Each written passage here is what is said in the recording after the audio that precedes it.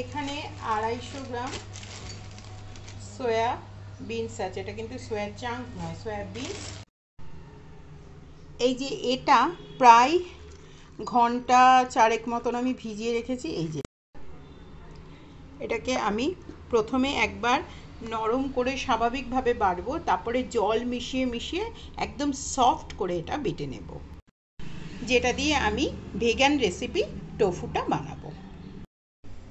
যেহেতু আজকে আমি মশলা টোফু বানাচ্ছি, সেজন্য আমি এর মধ্যে মিশিয়ে দিচ্ছি একটু চিলি ফ্লেক্স, একটু ধনে পাতা,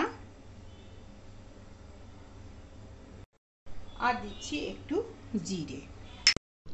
মোটামুটি একটা চেপাচেপি করে যতটা জল বেরোচ্ছে ততটা আমি বার করে নিচ্ছি, কিন্তু এটাতে একদম পরিচ্ছন্নভাবে বেরোতে হবে, সেজন্য মাত্র 250 গ্রাম